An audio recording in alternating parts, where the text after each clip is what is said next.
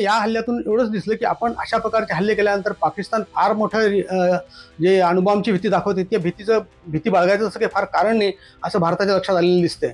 आणि भारताने त्यामुळे यावेळेस जी तीव्रता हल्ल्यांची ही अधिक वाढवलेली आहे. आणि मला असं वाटतं की भारत हे टप्प्याटप्प्याने वाढवत नेतोय. सरकारचं जे युद्धावरचं नियंत्रण आहे किंवा माहितीवरचं जे नियंत्रण आहे ते अधिक कडेकोट झालेलं आहे यावेळेला. यामुळे आता जे काही युद्ध चालू आहे ते फक्त चॅनलवर चालू आहे MTVच्या. आणि त्यात सगळ्यांना माहिती की हे सगळं अति भडकाऊ आहे आणि त्यात काही तथ्य नाही आहे हे सगळ्यांना कळतंय. म्हणजे बांगलादेश सारखा देश पण आपल्याला कुरघोडी करायचा प्रयत्न करतो. मालदीव सारखा छोटा देश पण आपल्यावर कुरघोडी करायचा प्रयत्न करतो. त्याचं कारण असं आहे की भारताचे हात हे पाकिस्तानमध्ये अडकलेले आहेत. पाकिस्तानच्या दहशतवादाने भारत हैराण झालेला आहे हे या देशांना माहिती आहे आणि चीनही त्याचाच फायदा घेतो. आता परिस्थिती अशी आहे की जागतिक परिस्थिती पण अनुकूल आहे आणि भारताची आर्थिक परिस्थिती आणि लष्करी परिस्थिती पण भारताला अनुकूल आहे की पाकिस्तानकडून ठोस असं काहीतरी मिळवण्याची ही वेळ आहे आणि हे सरकारने मिळवली पाहिजे असं मला वाटतं. ही जर मिळवलं नाही तर आपण ही एक संधी वाया घालवली असेल. कारण आता अशी परिस्थिती की कोणताही तिसरा देश यात मध्यस्थी करण्यास उत्सुकही नाही आहे आणि त्याची क्षमता पण नाही आहे.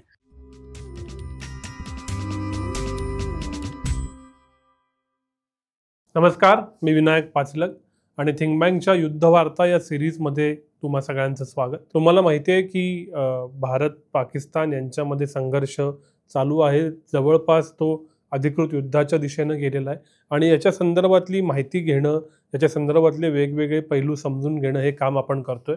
युद्धवार्ताच्या आजच्या दुसऱ्या भागात आपल्याबरोबर आहेत प्रख्यात पत्रकार दिवाकर देशपांडे सर सिनियर पत्रकार तर आहेतच, पण आंतरराष्ट्रीय संबंध आणि त्यातही विशेषतः सामरिक वार्तांकन ही त्यांची खासियत आणि ओळख राहिलेली आहे. त्यांच्याकडून आपल्याला आत्ताचं युद्ध नक्की कसं घडतंय, त्याच्यात कोणकोणते अँगल समोर येत आहेत, कोणकोणत्या गोष्टींचा विचार केला आहे, हे सगळं समजून घ्यायचं आहे. सर, पहिला प्रश्न हाच आहे की आत्तापर्यंत ज्या काही घटना घडलेल्या आहेत, पहलगामच्या भ्याड हल्ल्यापासून ते आजपर्यंत या सगळ्याचं विश्लेषण तुम्ही कसं करता, काय आकलन आहे? पहलगामची घटना घडल्यानंतर भारत काहीतरी कारवाई करणार हे स्पष्ट होतं आणि भारताने त्याप्रमाणे काही राजनीतिक पावलं उचललेली होती. जसं पाणी वाटप करार रद्द करणं वगैरे हे उपाय केले होते. आणि सिंधू वाटप करार हा स्थगित ठेवण्याचं पाऊल तसं महत्त्वाचं होतं. जरी भारताकडे पाणी अडवण्याची क्षमता नसली किंवा ती पुरेशी क्षमता नाही आहे. आता पाणी वाढवण्याचे प्रयत्न भारत करते गेल्या काही वर्षापासून, पण तशी पुरेशी क्षमता नाही आहे. पण ती एक पाकिस्तानच्या डोक्यावर टांगती तलवार होती. त्यामुळे जर पाणी अडवता आलं असतं तर पाकिस्तानशी चर्चा करून दहशतवादाला आळा घालणं शक्य झालं असतं कदाचित. पण घटना एवढी तीव्र होती पहलगामची की देशातल्या लोकांचं काही फारसं त्या राजनीतिक कारवाईने फारसं समाधान झालं नाही. त्यामुळे तसं सरकारवर एक दबाव होता की सरकारने काहीतरी एक धडाडीची कारवाई करावी पाकिस्तानवर. आणि तसा दबाव वाढत असल्यामुळे सरकारला तसा विचार करणं भाग पडलेलं दिसतंय. पण सरकारने तसा जरी विचार केला असला तरी ही कारवाई केवळ दबावामुळे केली असं म्हणता येणार नाही. कारण या कारवाईमध्ये आत्तापर्यंत ज्या काही घटना घडल्यात त्या पाहिल्यावर असं लक्षात येतंय की सरकारने बऱ्यापैकी विचार केलेला होता आधीच या गोष्टीचा की अशा प्रकारची दहशतवादी घटना घडली तर पाकिस्तानला कसं प्रत्युत्तर द्यायचं याचा बराच आधी विचार केला असावा सरकारने असं दिसतंय. ज्या पद्धतीने घटना सध्या घडतायत ते पाहिल्यावर असं वाटतंय मला. आणि ही कारवाई करताना त्याचं व्यवस्थित नियोजन केलेलं असावं असं दिसतंय. आत्तापर्यंत ज्या घटना घडल्यात त्या पाहता निव्वळ कारवाई केली आणि सोडून दिलं असं होईल असं आता सध्या तरी वाटत नाहीये. सर, प्रश्न असा आहे की दरवेळेला पाकिस्ताननं हल्ला केल्यानंतर आपण प्रतिहल्ला करतो, प्रत्युत्तर देतो आणि तिथं साधारणतः गोष्टी थांबतात. मग तो उरीतला सर्जिकल स्ट्राईक असेल किंवा बालाकोटच्या संदर्भातला घटनाक्रम असेल. यावेळी मात्र या गोष्टी एस्कलेट झालेल्या दिसत आहेत आणि गेले 3 दिवस झाले सातत्यानं वेगवेगळ्या लेवलवरती भारत पाकिस्तान संघर्ष सुरू आहे. त्या दोन्ही वेळच्या गोष्टी आणि आत्ताचं युद्ध किंवा आत्ताचा संघर्ष याच्यात काय बदलले आणि का बदलले? या गोष्टी ह्याच्यात मला असं लक्षात आलेलं आहे की सरकारने टॅक्टिकल पातळीवर म्हणजे डावपेचाच्या पातळीवर आणि स्ट्रॅटेजिक पातळीवर म्हणजे भूराजनैतिक पातळीवर ज्या काही धोरणं आहे त्या धोरणात बरेच बदल केलेला आहे. म्हणजे पूर्वी आपण बालाकोटचा हल्ला केला होता तो हल्ला करून त्याच्यानंतर आपण काही फारसं केलं नाही. त्यांनी त्याला प्रत्युत्तर दिल्यासारखं केलं, आपण हल्ला केल्यासारखं केलं. बहुतेक लोकांना असं वाटत होतं की हा तसाच प्रकार होईल यावेळेस पण तसं होताना यावेळेस दिसत नाहीये. भारताने यावेळेला 9 ज्या दहशतवादी केंद्रांवर हल्ले केले, ते अत्यंत अचूक असे हल्ले केलेले आहेत आणि त्यासाठी ड्रोन आणि क्षेपणास्त्रांचा वापर केलाय. हा मला वाटतं आपण प्रथमच वापर करतोय आणि ह्या सगळ्या तंत्रात आपण आधुनिक तंत्राचा यावेळेला वापर केलेला आहे आणि त्याची जी तीव्रता आहे ती आपण हळूहळू वाढवत नेली. कारण अशा प्रकारे एकदम 9 केंद्रांवर हल्ला केल्यानंतर, तेही क्षेपणास्त्रांचे आणि ड्रोनचे हल्ले केल्यानंतर पाकिस्तान त्याला प्रत्युत्तर देणे साहजिक होतं. कारण पाकिस्तानला स्वस्थ बसता आलंच नसतं. कारण पाकिस्तानच्या लष्कराप्रमुखांकडून त्या देशातल्या जनतेच्या अपेक्षा खूप वाढलेल्या आहेत. कारण पाकिस्तानच्या लष्कराची सध्या देशातली जी प्रतिमा आहे ती खूप काळवंडलेली अशी प्रतिमा आहे. कारण लोकांचा लष्करावरचा विश्वास उडत चाललेला आहे बलुचिस्तानच्या घटना आणि खैबर पख्तुनख्वामधल्या घटनामुळे. त्यामुळे यावेळेला भारताने हे हल्ले केल्यानंतर पाकिस्तान त्याला उत्तर देणं अपेक्षित होतं. त्याप्रमाणे पाकिस्तानने उत्तर दिलेलं होतं आणि आपल्या प्रति हल्ला आपल्या काही देशातल्या लष्करी ठाण्यांवर त्यांनी केला. हा हल्ला त्यांनी लष्करी ठाण्यांवर केल्यामुळे भारताला एक दुसरं निमित्त मिळालं की पाकिस्तानच्या लष्करी ठाण्यांवर हल्ला करता येईल. त्यामुळे भारताने लगेच पुन्हा अशा प्रकारचे हल्ले करून पाकिस्तानच्या ज्या लष्करी साधन सामुग्री आणि ठाणी आहेत त्यांच्यावर हल्ला केला. विशेषतः लाहोरचं जे रडार केंद्र होतं त्याच्यावर हल्ला केला आणि ते उद्ध्वस्त केलं. त्याशिवाय भारताने त्यांचं एक अवॅक विमान पाडल्याचा एक दावा म्हणजे बातमी आहे. अजून त्याचं म्हणजे त्याच्याकडून कन्फर्मेशन मिळालेलं नाही सरकारकडून त्याचं. आणि F-16 विमान आणि एक चीनचं JF-17 विमान पाडल्याचा एक दावा आहे. या गोष्टी अजून नीटपणे स्पष्ट करून सरकारने सांगितलेलं नाही झालंय का नाही असं. पण असं दिसतंय की असं काही झालेलं आहे. त्यामुळे ह्याच्यातली जी तीव्रता आहे या संघर्षाची ती भारताने वाढवलेली आहे आणि ही हेतुपूर्वक वाढवलेली असं वाटतं. त्याचं कारण असं की भारताने या वेळेला पूर्ण जी आपली युद्धनीती आहे किंवा आपली जी पाकिस्तानविषयक नीती आहे त्यात मोठा बदल केलेला आहे. एकीकडे म्हणजे सरकारच्या हे लक्षात आलेले आहे की पाकिस्तान सध्या अत्यंत मोठ्या आर्थिक अडचणीत आहे. पाकिस्तान अंतर्गत अत्यंत दुभंगलेला किंवा विभाजित झालेला आहे, विखंडित झालेला आहे. बलुचिस्तानची घटना, खैबर पख्तुनख्वामधला जो संघर्ष आहे तो, किंवा सिंधमध्ये जे चालू आहे सध्या आंदोलन ते, त्यामुळे पाकिस्तानमध्ये सध्या एक वाक्यता नाही आहे. दुसरी गोष्ट अशी आहे की जगाच्या राजकारणात अमेरिकेला बाकीच्या गोष्टींकडे द्यायला सध्या वेळ नाही आहे. अमेरिका सध्या त्यांचं टेरिफ युद्ध आणि युक्रेनमधलं युद्ध थांबवणं यात इतका गुंतलेला आहे की त्याला भारत पाकिस्तानच्या प्रश्नात लक्ष घालायला वेळ नाही. तसं अमेरिकेचे उपाध्यक्ष व्हान्स यांनी तसं स्पष्टच केलं की आम्हाला तिकडे लक्ष द्यायला वेळ नाही आहे. आणि ट्रम्प यांची प्रतिक्रिया आपण ऐकलेलीच आहे की ते अनेक वर्ष युद्ध करतायत, त्यांचं ते बघून घेतील अशा प्रकारची त्यांची प्रतिक्रिया आहे. त्यामुळे जगाचं लक्ष भारत पाकिस्तान यांच्याकडे आता सध्या फारसं नाहीये. आणि युरोप हा भारत पाकिस्तान यांच्यात हस्तक्षेप करण्याची युरोपची ताकद नाहीये. युरोपातल्या अनेक देशांना भारताशी व्यापार करायचा आहे, भारताचं बाजारपेठ हवी आहे. त्यामुळे युरोप सुद्धा पाकिस्तानकडे फारसं लक्ष द्यायला तयार नाहीये. आता राहिला प्रश्न चीनचा. चीन हा नेहमी त्याच्या हितसंबंधापुरतच कुठल्याही गोष्टीत बघत असतो. त्यामुळे पाकिस्तानची जी अडचण आहे ती चीनची अडचण आहे असं मानायचं कारण नाही. आणि त्यातही चीन सध्या खूप आर्थिक अडचणीत आहे आणि चीनला भारताबरोबरशी संबंध सध्या चांगले ठेवायचे. विशेषतः चीनची बाजारपेठ सगळी युरोप आणि अमेरिकेतली आटलेली असल्यामुळे भारतातली बाजारपेठ मिळते का याकडे चीनचं लक्ष आहे. त्यामुळे चीन यात पडायला तयार नाही. त्यामुळे पाकिस्तान हा एकाकी पडलेला आहे. आपल्या धोरणकर्त्यांनी लक्षात घेऊन ही जी तीव्रता आहे युद्धाची ती वाढवलेली आहे. आणि ती वाढवताना म्हणजे ही झाली भूराजनैतिक बाजू या युद्धाची.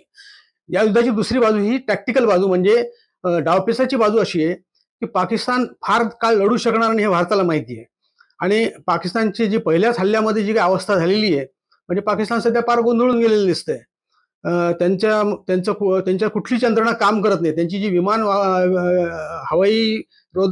रोधक यंत्रणा आहे ती विफल झालेली चीनने दिलेली.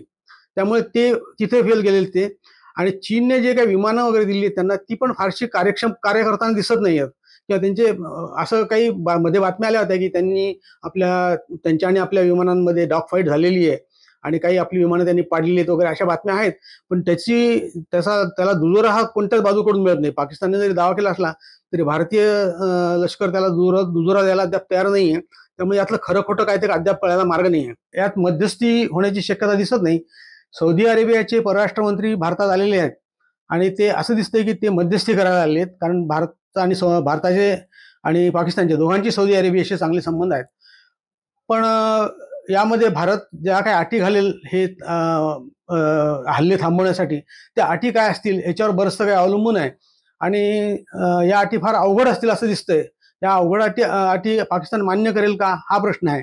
त्यात परत जनरल मुनीर यांच्या संबंधीच्या काही अटी असतील तर ते अजून अवघड होणार आहे. त्यामुळे हे कसं जाईल पुढे सांगता येत नाही. पण असं दिसतंय की भारताने आपली जी काय म्हणतात त्याला हल्ला करण्याची क्षमता किंवा आपली इच्छाशक्ती ही खूप दृढ केलेली आहे आणि यातून काहीतरी फलनिष्पत्ती झाल्याशिवाय भारत थांबेल असं सध्या तरी वाटत नाहीये. सर, तुम्ही जे विश्लेषण केलं त्यानुसार असं म्हणता येईल का की गेल्या 10 वर्षात भारतानं आपली युद्धनीती, परराष्ट्र नीती आणि विशेषतः पाकिस्तानकडं आणि पाकिस्तान पुरस्कृत दहशतवादाकडं बघायचं धोरण पूर्णपणे बदललं आहे का? किंवा मॉडिफाय केलेलं आहे का? ते कसं आहे? तुम्ही गेले कित्येक वर्ष सामरिक गोष्टी कव्हर केलेल्या आहेत. पूर्वीचं भारताचं धोरण आणि आत्ताचं भारताचं धोरण याच्यात तुम्हाला नक्की काय फरक दिसतो? नाही, भारताने जेव्हा पहिला सर्जिकल स्ट्राईक केला तेव्हा तो स्ट्राईक यशस्वी झाला असं आपण म्हणू, कारण त्यात तसं काही फार हाती लागले नाही. पण त्याच्यानंतर त्याचा काही उपयोग झाला नाही, कारण दहशतवादी हल्ले काही थांबले नाहीत. त्यानंतर आपण बालाकोटचा स्ट्राईक केला, त्याचा यशस्वी झाला असा गवगवा आपण केला. पाकिस्तानने सांगितलं अपयशी झाला, पण त्याचा कुठलाही पुरावा आपण देऊ शकलो नाही यशस्वी झाल्याचा का. त्यामुळे ती एक जरी घटना घडली असली तर त्या दोन्ही घटनातून आपण बरंच काही शिकलो असं लक्षात आलेलं आहे की या घटना अशा प्रकारचे हल्ले करून फारसं काही साधत नाही आणि दहशतवादाचा जो नळ पाकिस्तानचा चालू आहे तो बंद होत नाही. त्यामुळे या हल्ल्यातून एवढंच दिसलं की आपण अशा प्रकारचे हल्ले केल्यानंतर पाकिस्तान फार मोठं जे अणुबॉम्बची भीती दाखवते त्या भीती बाळगायचं असं काही फार कारण नाही असं भारताच्या लक्षात आलेलं दिसतंय. आणि भारताने त्यामुळे यावेळेस जी तीव्रता हल्ल्यांची ही अधिक वाढवलेली आहे आणि मला असं वाटतं की भारत हे टप्प्याटप्प्याने वाढवत नेतोय. पाकिस्तानला एकतर चर्चा करून हे भारताच्या अटी मान्य करून हे थांबवावं लागेल, किंवा नाही केलं तर भारत काही ना काहीतरी कारण काढून हे हल्ले वाढवत राहील असं मला वाटतंय. कारण भारताने आधी लष्करी ठाण्यावरच हल्ले करणार सांगितलं होतं, त्यानंतर दहशतवादी ठाण्यावर हल्ले करणार सांगितलं होतं, त्यानंतर लष्करी ठाण्यावर हल्ले केले. आता कशावर हल्ले करणार सांगता येत नाही, कारण भारताने अजून या ह्याच्यात फक्त जे आपलं ड्रोन आणि क्षेपणास्त्र यांचाच वापर केला आहे. ड्रोन, क्षेपणास्त्र, लाइटरिंग म्युनिशन्स यांचा वापर केलेला आहे. अजून सैन्याचा वापर केलेला नाहीये आणि सीमेवर फक्त तोफा वापरल्या जातात. ती पाकिस्तान तोफांचा भडीमार करते म्हणून भारत वापरते. बाकी मग दुसरा कुठल्या प्रकारचं सैनिकी युद्ध ज्याला म्हणतो ते अजून सुरू केलेलं नाहीये किंवा तसा अजून विचार दिसत नाहीये. कारण यामध्ये अधिक ही जी विमानांचा आणि क्षेपणास्त्रांचा वापर हा अधिक परिणामकारक होताना दिसतोय. अशा अवस्थेत भारत काही सैन्याचा लगेच वापर करेल असं वाटत नाही. पण ह्या युद्धाची तीव्रता किती वाढते यावर सगळं पुढचं अवलंबून आहे. त्यामुळे येते 10-12 तास फार महत्वाचे आहेत. काय होईल ते बघायला पाहिजे. सर, या युद्धातली आणखीन एक बाजू आहे ती म्हणजे इन्फॉर्मेशन वॉरफेअर, नरेटिव्ह वॉरफेअर. वेगवेगळ्या गोष्टी सोशल मीडियावरून पसरतायत, काही फेक न्यूज पसरतायत, मिसइन्फॉर्मेशन आणि डिसइन्फॉर्मेशन सुद्धा पसरतीये. वेगवेगळ्या ठिकाणी हल्ला पाकिस्तानात झाल्याच्या बातम्या रात्री येत जातात. पाकिस्तानकडूनही वेगवेगळे प्रोपगंडा, फेक गोष्टी पसरवल्या जातात. तर हे जे इन्फॉर्मेशन वॉरफेअर चालू आहे त्याच्याबद्दल तुमचं काय मत? या हल्ल्याचं जी माहिती आहे ती सरकार फार ठराविकच माहिती बाहेर येऊ देते. मुख्य म्हणजे पूर्वी कारगिलच्या युद्धात काय झालं होतं की बरेच पत्रकार तिथे युद्धाच्या ठिकाणी होते आणि ते तिथून थेट रिपोर्टिंग करत होते, युद्धाची माहिती देत होते. यावेळेला सरकारने या सगळ्या घटनांपासून एक तर पत्रकारांना दूरच ठेवलेलं आहे आणि दुसरं असं की ह्या सर्व घटना ह्या आकाशात घडत आहेत. त्यामुळे तिथे काही पत्रकार पोहोचू शकत नाही. त्यामुळे पत्रकारांना तिथे काय चाललंय हे कळत नाहीये आणि ही माहिती दिल्याशिवाय कळणारी नाही की किती आपण क्षेपणास्त्र डागले, त्यांनी किती डागले होते आणि आपण त्यातले किती अडवले वगैरे, ही माहिती कळण्याचा काही मार्ग नाहीये. त्यामुळे ही जी माहिती येते ती फार ठराविक आणि सरकार देते तेवढीच माहिती येते. त्यामुळे यातलं बरंचसं जे त्याला काय म्हणतात की सरकारचं जे युद्धावरचं नियंत्रण आहे किंवा माहितीवरचं जे नियंत्रण आहे ते अधिक कडेकोट झालेलं आहे यावेळेला.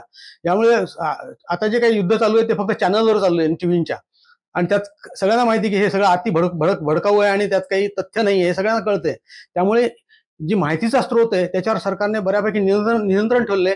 त्यामुळे जे इन्फॉर्मेशन वॉरफेअर आहे ते फारसे यशस्वी होताना दिसत नाही. पाकिस्तानने बरेच गोष्टी खोट्या पद्धतीने पसरवण्याचा प्रयत्न केला. विमान पाडल्याचे दावे केले, दिल्लीमध्ये हल्ला झाला, दिल्ली पेटली असं सांगितलं काही ट्विटरवरच्या ह्याच्यामध्ये, आणि अशा काही गोष्टी सोशल मीडियावर आलेल्या आहेत. पण त्याची पुष्टी झालेली नाही. सरकारने त्या बाबतीत फार सगळ्या बाकीच्या जे माध्यम आहेत त्यांना पण कडकपणे सांगितलेले की जी आम्ही अधिकृत माहिती देतो तेवढीच तुम्ही सांगा, जी माहिती तुम्ही खोटी द्याल तर ती मग तुमच्यावर कारवाई होण्यात येईल. एका वृत्तपत्राने भारताचं राफेल विमान पाडल्याची बातमी छापली होती, पण नंतर त्यांना ती मागे घ्यावी लागली. त्यामुळे याबाबतीत सरकारने फार काटेकोर असं नियंत्रण माहितीच्या स्रोतावर ठेवलेलं आहे असं दिसतंय. त्यामुळे या युद्धामध्ये फारसं इन्फॉर्मेशन वॉरफेअर यशस्वी होताना दिसत नाहीये. आणि त्यामुळे ह्या युद्धाच्या ज्या सर्व भागांवर जे नियंत्रण असायला पाहिजे सरकारचं ते आहे असं दिसतंय. कारण देशामध्ये कुठेही घबराट नाहीये. स्टॉक मार्केट परवा ज्या दिवशी पहिला हल्ला झाला त्या दिवशी चढलेलं होतं, आज ते खाली उतरलेलं आहे. ह्याचा अर्थ ते त्याच्या गतीने चालतंय असं दिसतंय. त्यामुळे देशामध्ये कुठल्याही प्रकारची घबराट दिसत नाही. पण सीमा भागामध्ये मात्र लोक जरा घाबरलेले आहेत, आणि तिथे जी काय मॉकड्रिल वगैरे होते व्हायला पाहिजे होते ती झालीत की नाही मला माहित नाहीये. परंतु तिथे पहिल्या हल्ल्यानंतर जरा बऱ्यापैकी घाबराट झाली होती. तिथल्या लोकांचीच काही तिथे 16-17 लोक मरण पण पावलेत. तिथे पंजाबमधल्या गुरुद्वारावर हल्ला पण झालेला होता. काही शीख तिथे मरण पावले होते.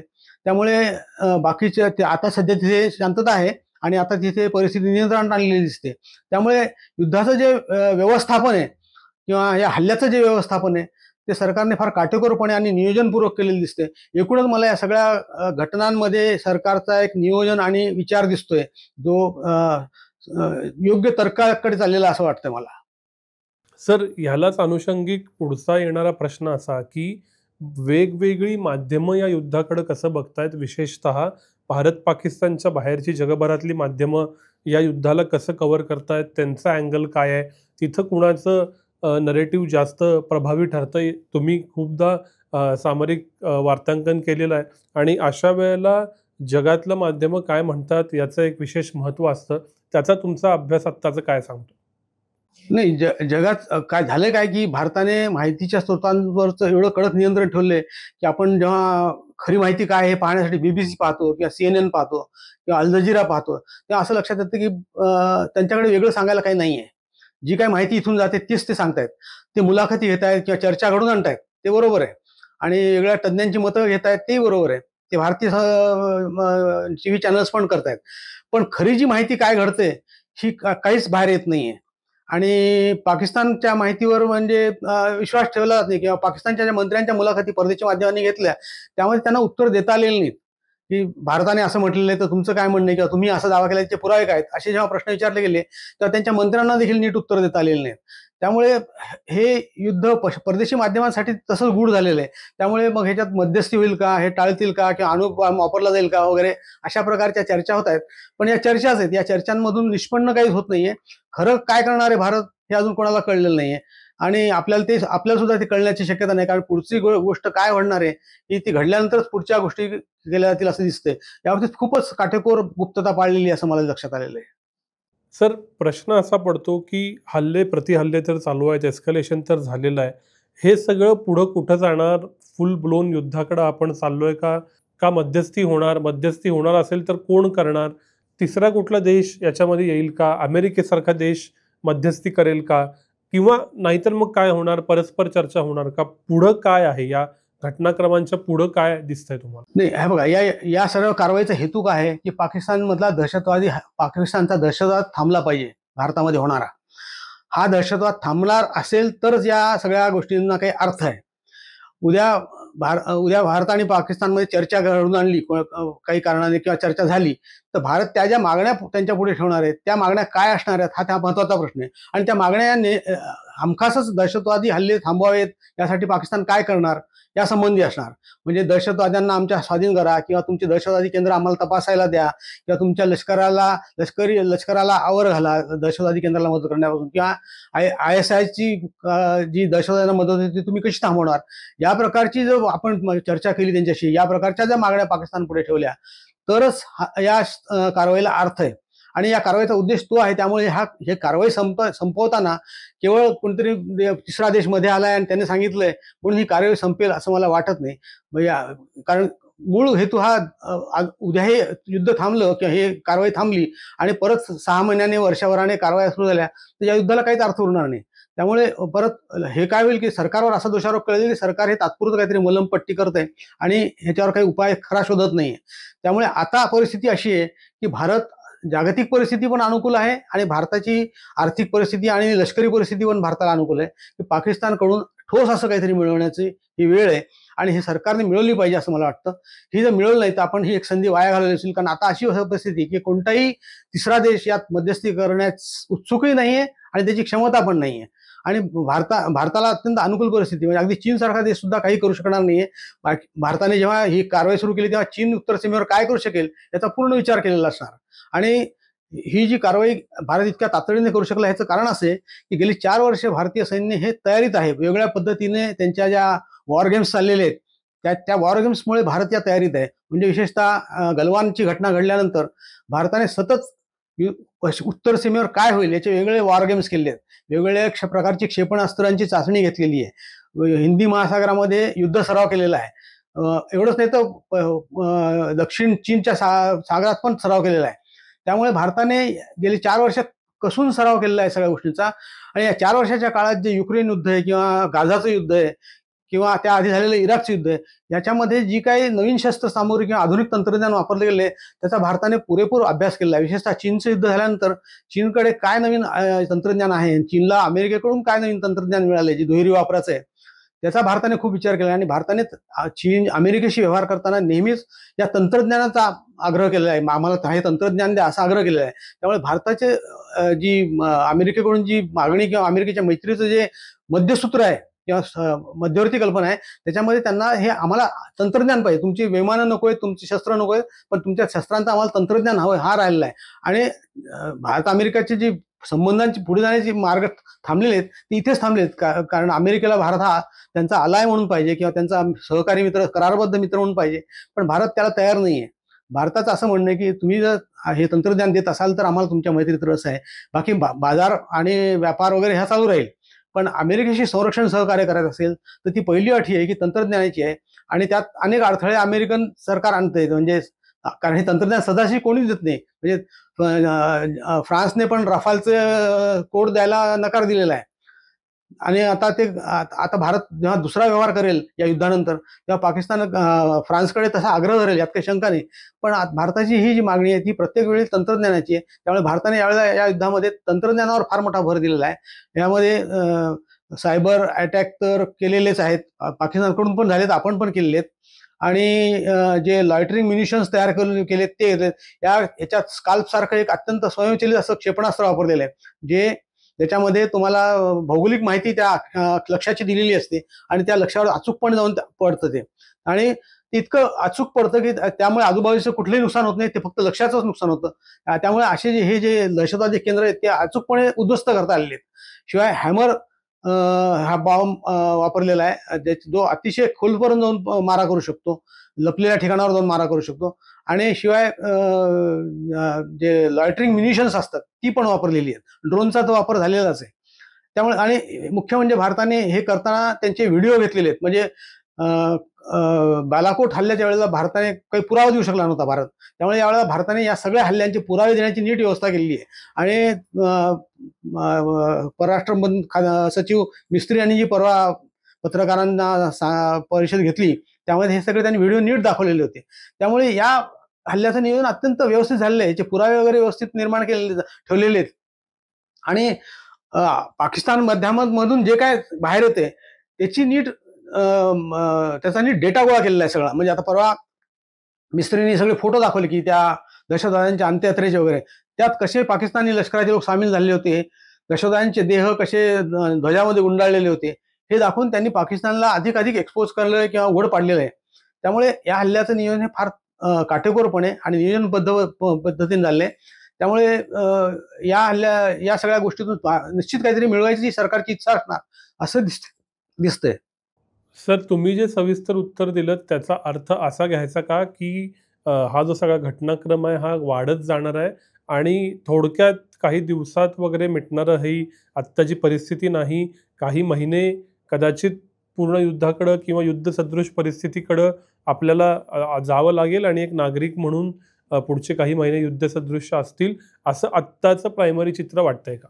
पंतप्रधान मोदींनी काल सगळ्या सरकारी अधिकाऱ्यांची एक बैठक बोलवली होती आणि म्हणजे सगळ्या वेगवेगळ्या विविध खात्यांच्या लोकांची बैठक बोलवली होती आणि त्यात युद्ध परिस्थिती या खात्यांनी कसं काम करायचं वगैरे याचा विचार झाला. त्यात त्यांनी असं सांगितलं होतं की हा लांब पल्ल्याचा लढा आहे, त्यामुळे तशी तुम्ही तयारी करा की हा लांब पल्ल्याचा लढा आहे, त्यामुळे त्या पल्ल्यापर्यंत तुम्ही पोहोचू शकाल किंवा त्या पल्ल्यापर्यंत टिकाव धरू शकाल अशा प्रकारच्या सगळं तुमच्या व्यवस्था ठेवा, असं त्यांनी अधिकाऱ्यांनी सांगितलेलं आहे.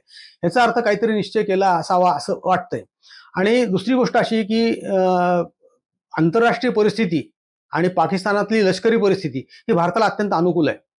हा लढा म्हणजे त्याच्या लॉजिकल एंडला नेण्यासाठी. तर पाकिस्तानमध्ये सध्या खूप गोंधळाचं वातावरण आहे. लष्कर प्रमुखाच्या विरुद्ध तिथे असंतोष होता, आधीच होता. जेव्हा बलुचिस्तानचा हल्ला झाला तेव्हापासूनच असंतोष आहे. त्यांनी जो काय मार्ग स्वीकारला आहे हार्ड पॉवर वापरण्याचा, तो बऱ्याचशा लष्करी अधिकाऱ्यांना पण मान्य नाही. तिथे असं मतभेद आहेत.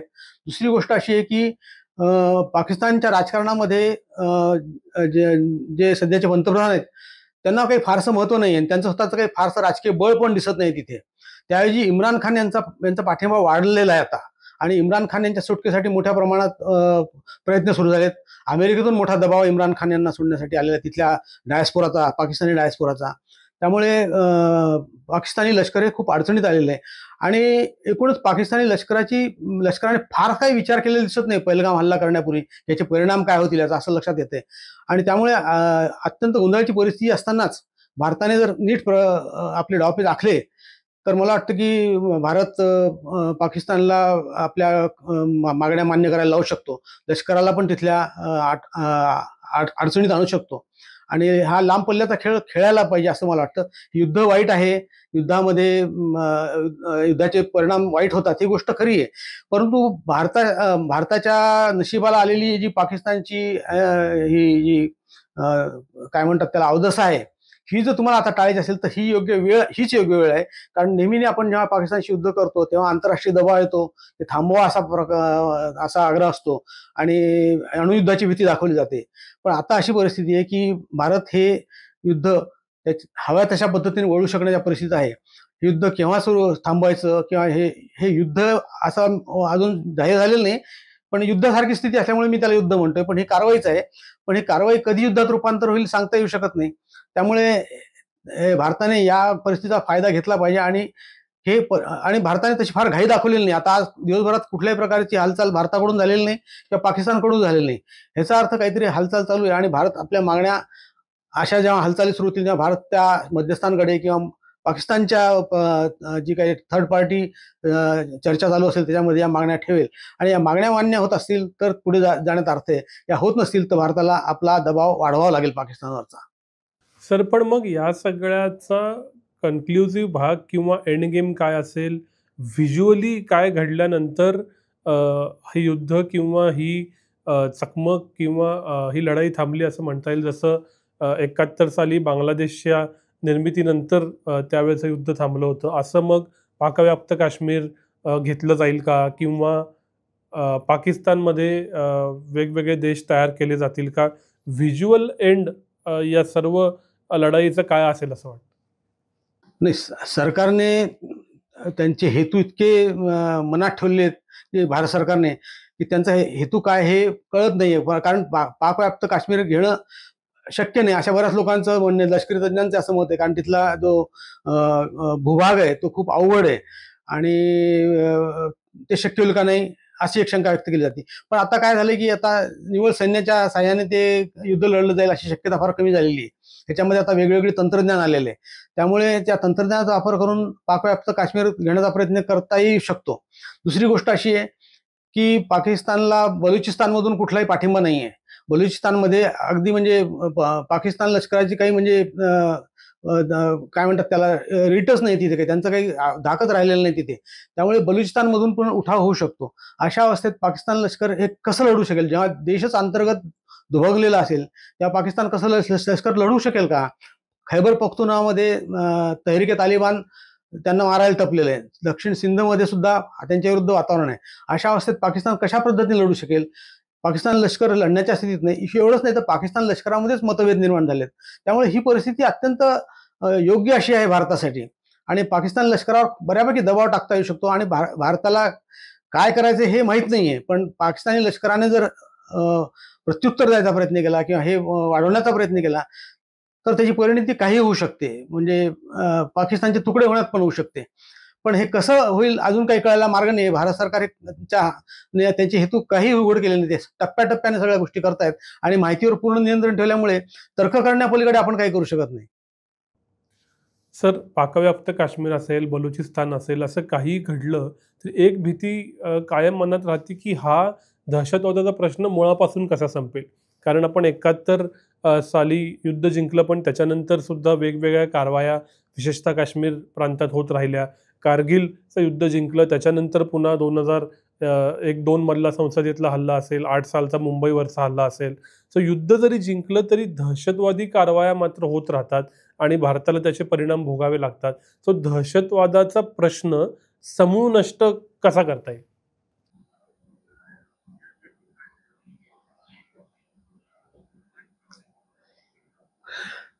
पाकिस्तानकडून दहशतवादाचा त्रास होऊ नये असं जर वाटत असेल किंवा हा कायमचा बंद व्हावा असं वाटत असेल तर पाकिस्तान संपूर्ण हा एकच उपाय त्याच्यावर. कारण पाकिस्तान हा दहशतवाद सोडेल असं मला वाटत नाही. म्हणजे आहे या परिस्थितीत तरी पाकिस्तान कधी दहशतवाद सोडणार नाही. कारण पाकिस्तानजवळ तेवढंच एक परिणामकारक अस्त्र आहे ज्याचा पाकिस्तान आत्तापर्यंत उपयोग करत आलेला आहे यशस्वीपणे आणि त्यात पाकिस्तानचे जे काही स्ट्रॅटेजिक हेतू आहेत ते साध्य होत आलेले आहेत.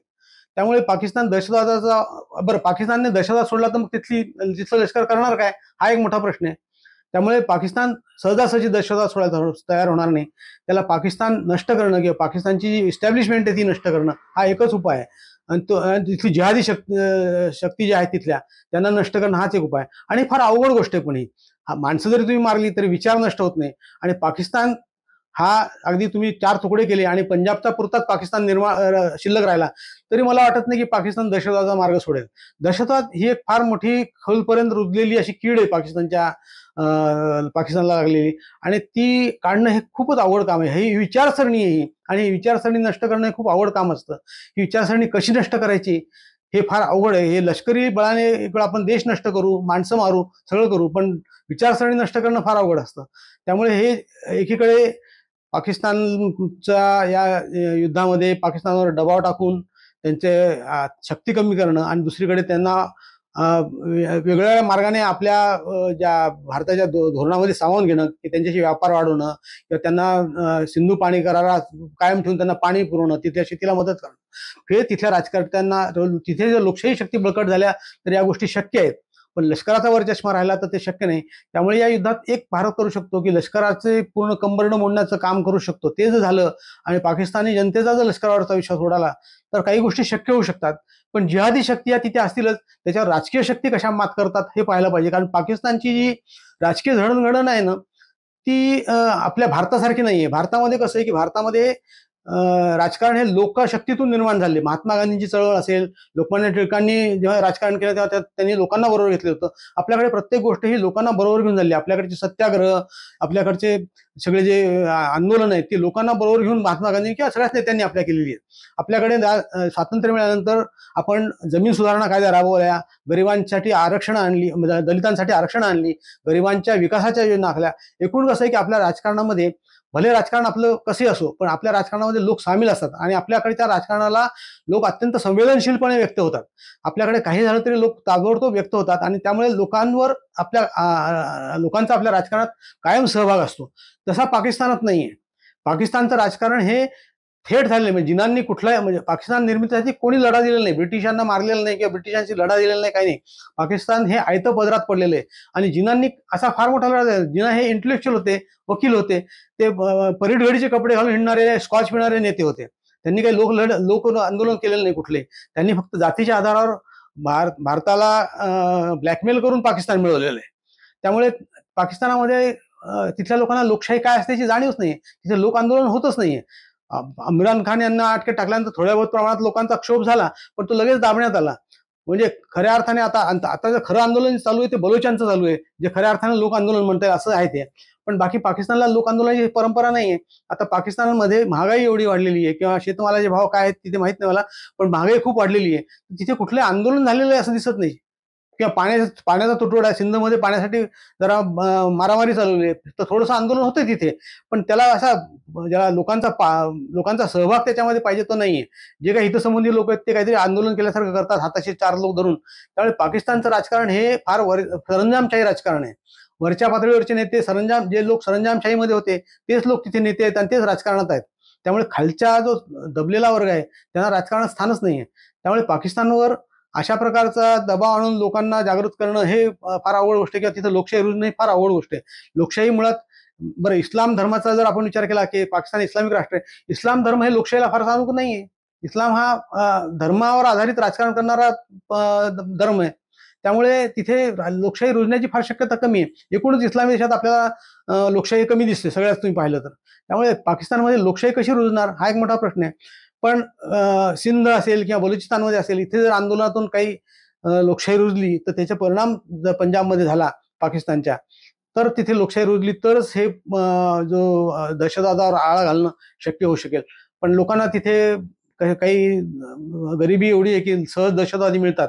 त्यामुळे दहशतवादाला आळा घालणं ही खूप खूप अवघड गोष्ट आहे. सर, शेवटचा प्रश्न, या सगळ्या घडामोडी घडत असताना एक भारतीय नागरिक म्हणून आपली भूमिका काय असली पाहिजे? आपण नक्की काय केलं पाहिजे, काय नाही केलं पाहिजे? कारण इव्हेंच्युअली प्रत्येक भारतीयासाठी हा एक महत्त्वाचा आणि कसोटीचा क्षण आहे. तुमच्या इतक्या वर्षांच्या अनुभवावरून तुम्ही काय सांगाल? मला असं वाटतं की हे जे युद्ध चालू आहे, आपण युद्धविरोधी वगैरे आहोत, बरोबर असायलाच पाहिजे. युद्ध काही चांगलं नसतं, त्यात माणसं मरतात, गरीब निरपराध मरतात. पण युद्ध हे कधी कधी लादलं जातं, आणि विशेषतः जेव्हा 26 निरपराध लोक मारले जातात आणि 26 महिलांना विधवा केलं जातं, तेव्हा हा एक भावनिक प्रश्न होऊन बसतो देशामध्ये. त्यामुळे लोकांची अशी इच्छा असते की याचा काहीतरी सूड घेतला पाहिजे, याचा काहीतरी बदला घेतला पाहिजे. अशा पद्धतीने हे आपण युद्धाकडे ढकलले जातो. अशा वेळेस आपल्याला काहीतरी सरकार जेव्हा धोरण आखतं आणि काहीतरी व्यवस्थितपणे करते असं दिसतंय, तेव्हा मला असं वाटतं की सगळ्या देशांनी एक होऊन सरकारच्या पाठीशी उभं राहिलं पाहिजे. याचा अर्थ असा नाही की सरकारचे सर्वच गुन्हे माफ आहेत किंवा सरकारविषयी आपलं सर्व मतावर आपण सहमत आहोत सरकारशी, असं नाहीये. आपले मतभेद आहेत ते व्यक्त करायलाच पाहिजेत, पण ते व्यक्त करायची ही वेळ नाहीये. आता सध्या आपण फक्त या युद्धाचा नीट शेवट झाला पाहिजे, आपल्याला जे पाहिजे ते या युद्धातून मिळालं पाहिजे, यासाठी सरकारच्या पाठीशी राहिलं पाहिजे. ते मिळाल्यानंतर या युद्धाचं विश्लेषण करायलाच पाहिजे, कारण युद्धामध्ये काय चुकलं हे आपल्याला कळल्याशिवाय आपण पुढे दुरुस्त होऊ शकणार नाही. जसं बालाकोटमध्ये आपल्याला कळलं की आपण 4 गोष्टी या आपल्या चुकल्यात, आपण माहिती देऊ शकलो नाही, आपलं विमान पाडलं गेलं, हे का झालं याचं जेव्हा आपण विश्लेषण केलं तेव्हा आपण हे आजचं युद्ध लढू शकतोय. त्यामुळे कुठल्या युद्धाचं हे निपक्षपातीपणे नंतर विश्लेषण करायलाच पाहिजे. त्यात काय चुकलं ह्याच्यावर जास्त भर द्यायला पाहिजे. तो भर दिला तरच तुम्हाला आपल्या पुढच्या जेव्हा काय असा प्रसंग येईल तेव्हा काय करायचं हे ठरवता येईल. कारण आपल्या पुढे चीनचं आव्हान अजून आहे. चीनची आता जरी शांतता असली आणि चीन आता जरी आपल्याशी गोड बोलत असला तरी चीनचं आव्हान संपलेलं नाही. चीनचं आव्हान हे लवकर संपणारं नाहीये. चीनशी हा संघर्ष वेगळ्या पातळीवर चालू राहील. पण चीनच्या संघर्षात आणि पाकिस्तानच्या संघर्षात मूलतः खूप फरक आहे. पाकिस्तानचा जर संघर्ष आपण योग्य रीतीने संपवला, म्हणजे पाकिस्तानमधला दहशतवाद या निमित्ताने संपवला, किंवा पाकिस्तानचं जे भारतीय राजकारणावरचं जे लक्ष केंद्रित केलंय पाकिस्तानने त्यांचं, ते काढून जर पाकिस्तानने त्यांच्या आर्थिक विकासावर आणि याच्यावर लक्ष केंद्रित केलं तर मला वाटतं की चीनला आपण बऱ्यापैकी आवर घातल्यासारखं होईल. कारण पाकिस्तान हा एकच देश असा आहे की ज्यामुळे या उपखंडामध्ये भारताला कोणी फारसं ऐकत नाही. म्हणजे बांगलादेश सारखा देश पण आपल्याला कुरघोडी करायचा प्रयत्न करतो. मालदीव सारखा छोटा देश पण आपल्यावर कुरघोडी करायचा प्रयत्न करतो. त्याचं कारण असं आहे की भारताचे हात हे पाकिस्तानमध्ये अडकलेले आहेत. पाकिस्तानच्या दहशतवादाने भारत हैराण झालेला आहे हे या देशांना माहिती आहे, आणि चीनही त्याचाच फायदा घेतो. त्यामुळे हा जर दहशतवाद आपण संपू शकलो, पाकिस्तानला जर नीट आपण आटोक्यात आणू शकलो, तर मला वाटतं की चीनच्या धोरणात पण खूप मोठा फरक पडेल. आणि बाकीच्या आपल्या भारतीय उपखंडातले जे आपले मित्र देश आहेत, शेजारी देश आहेत, त्यांच्या धोरणात पण खूप फरक पडू शकतो. आणि भारत विरोधी जे काही इथलं वातावरण ज्या उपखंडात थोडंसं आहे ते कायमचं दूर होऊ शकतं. पण त्यासाठी आपल्याला पाकिस्तान हा आपला फार महत्वाचा हुकमाचा एक आणि तो आटोक्यात आणणं आवश्यक आहे. तो आणल्याशिवाय भारताची परिस्थिती सुधारण्याची शक्यता अजिबात नाही. विशेषतः भारताला मध्य आशियात व्यापार करण्यासाठी जो मार्ग पाहिजे तो पाकिस्तान आडवा आल्यामुळे आपल्याला त्या भागाशी व्यापार करता येत नाही, किंवा आपल्याला इराणमधून थेट आपल्याला गॅसची किंवा तेलाची पाईपलाईन भारतापर्यंत आणायची, ती आपल्याला आणता येत नाही, किंवा आपल्याला एक रेल्वे मार्ग टाकता येऊ शकतो रशियापर्यंत पाकिस्तानच्या मधून, तर तो टाकता येत नाही. अशा अनेक गोष्टी त्याच्यामध्ये आहेत. तर पाकिस्तान त्यामुळे पाकिस्तानचा प्रश्न सुटणं, भले पाक व्याप्त काश्मीर पाकिस्तानकडे राहायला तरी हरकत नाही, पण त्याच्याने पाकिस्तान जर शांत होणार असेल आणि पाकिस्तान जर भारताशी सहकार्याची भूमिका घेणार असेल तर ह्या गोष्टी सगळ्या सहज होऊ शकतात. त्यामुळे या युद्धाचा हेतू हा पाकिस्तानला न्यूट्रल करणं, पाकिस्तानला आपल्या बाजूने वळवणं हा असला पाहिजे. तिथे तसंही आपण तिथल्या फक्त लष्करी ठाण्यांवर आणि दहशतवादी केंद्रांवर हल्ले करतोय, नागरिकांवर हल्ले केलेले नाहीत, कुठेही तिथे नागरी हानी फारशी झालेली नाहीये. त्यामुळे आपण आपले हेतू स्पष्ट केलेले. यातून पाकिस्तानने काय बोध घ्यायचा ते पाकिस्तानला ठरवावं लागेल. यातून जर पाकिस्तान धडा शिकत नसेल आणि यातच अडकून पडणार असेल तर त्यातून त्याची तर प्रगती होणारच नाही, पण भारताच्या प्रगतीत ते फार मोठा अडथळा निर्माण होईल. त्यामुळे या युद्धाचा मोठा हेतू हा पाकिस्तानला न्यूट्रल करणं किंवा त्याला आपल्या दिशेने वळवणं किंवा आपल्या धोरणात सामील करून घेणं हा असला पाहिजे असं मला वाटतं. देशपांडे सर, तुमचे खूप खूप आभार. खूप वेगवेगळे अँगल यातले समजले. कशासाठी हे चालू आहे, काय घडायला हवं हेही समजलं. जशा घटना घडत राहतील तसा पुन्हा आपल्याशी संवाद साधू, पण इथंच थांबू. धन्यवाद.